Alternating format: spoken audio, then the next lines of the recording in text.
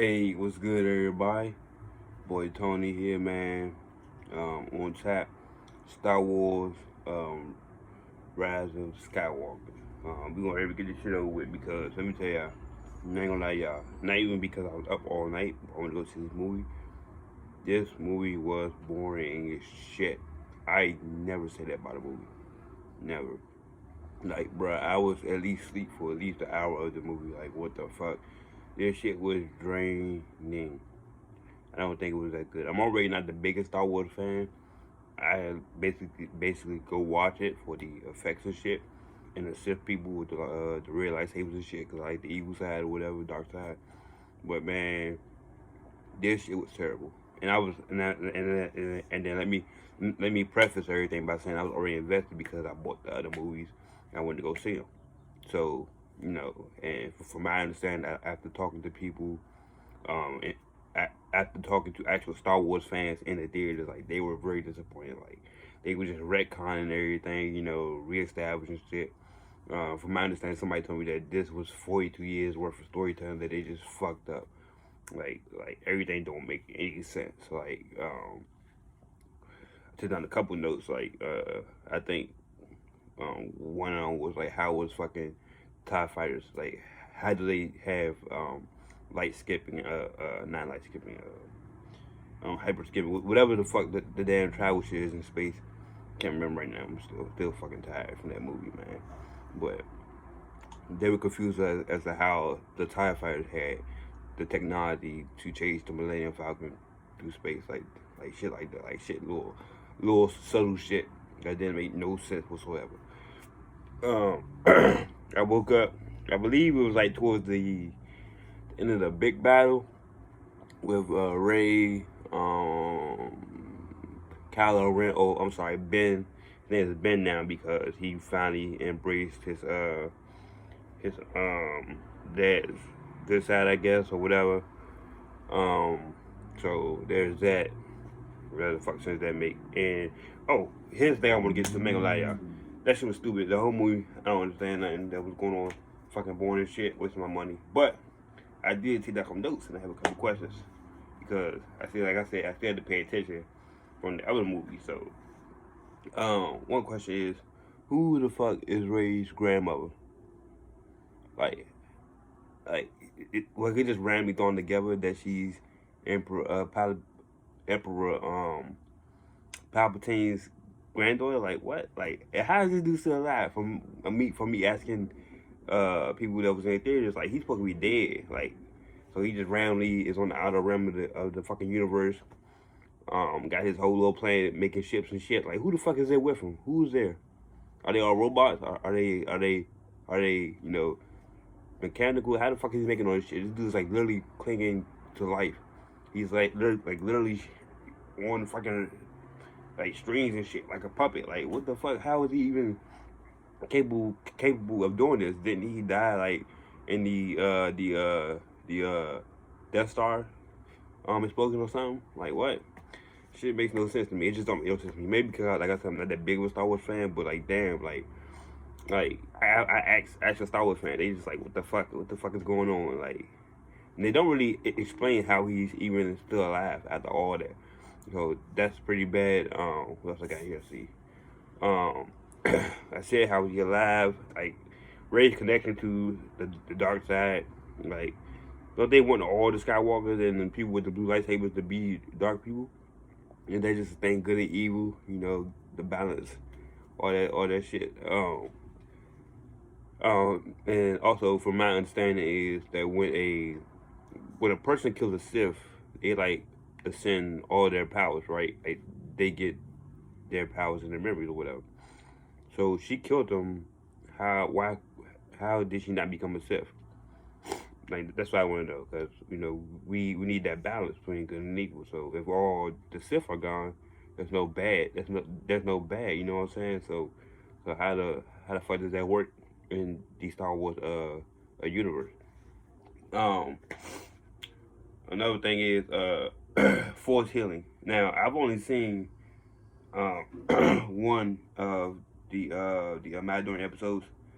I know that they introduced force healing into the Star Wars universe. So basically, anybody using the Force can be brought back to life. Like, it's crazy. Like, oh, this is a spoiler, so y'all know, but like, both of them died, like, in the movie. Like, Kylo Ren, Ben, whatever the fuck you want to be called, and Rey died. Oh, but they were brought back to life, seemingly by this Force healing thing, and then Kylo Ren, uh, he brought back Rey by sacrificing himself using Force healing. So it's like, how much can you give?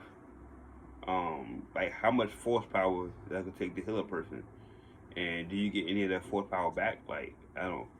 It's just a lot of stuff that they could have explained. Like I say, during like the first 20, 30 minutes of the movie, there's a lot of retconning, going back, saying this and that. Not really, fully, I want to say fully committed to the 42 years that came before this movie.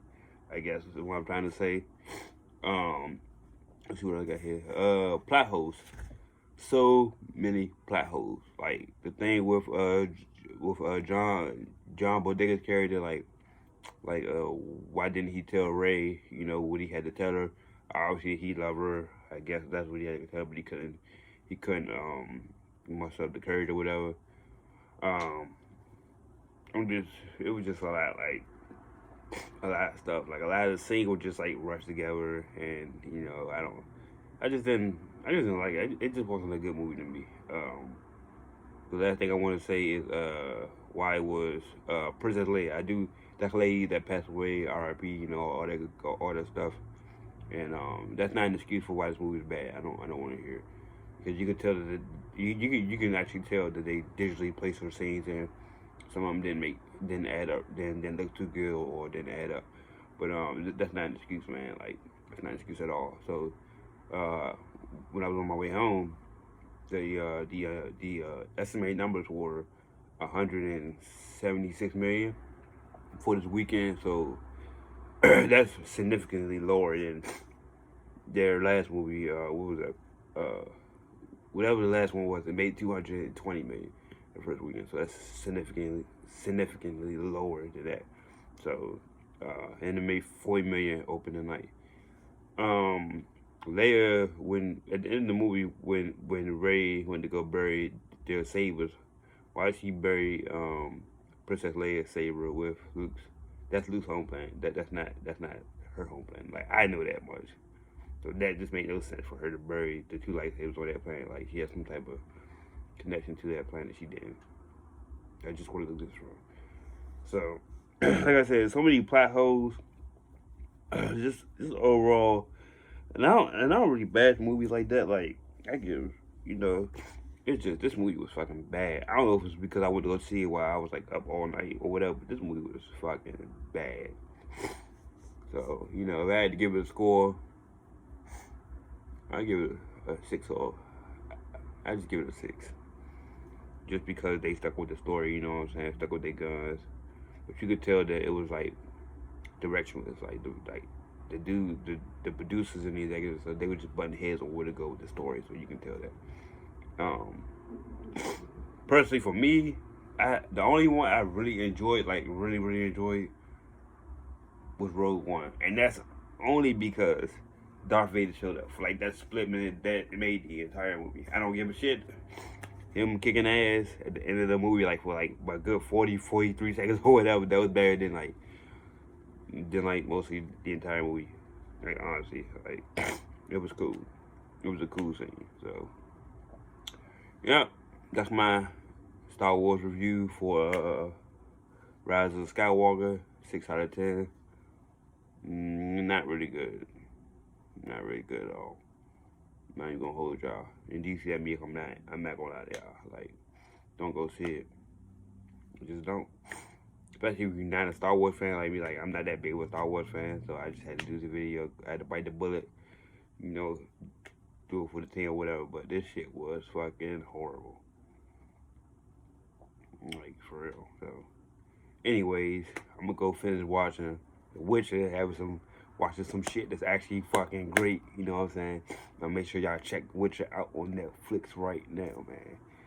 right now. And don't forget, if you're on Xbox, The Witcher is free on Game Pass. The expansion is $10 for both of them. You throwing it out there. I've beaten The Witcher before the series or anything was announced. Just so y'all know, no hop on here. Already beaten the game when it came out 4 or 5 years ago, I believe, if I remember right. So definitely recommend playing the game. Definitely recommend the series. Henry Cavill doing a great job. Voice is on point. Outfits, like everything's on point. Everything's on point. Everything. So definitely go check that out. So yeah, for us here at Marvelous Bluntz, it's your boy Tony. You know what I'm saying? Rise of Skywalker. No later. I'm out. I'm about to go finish watching this with your jump.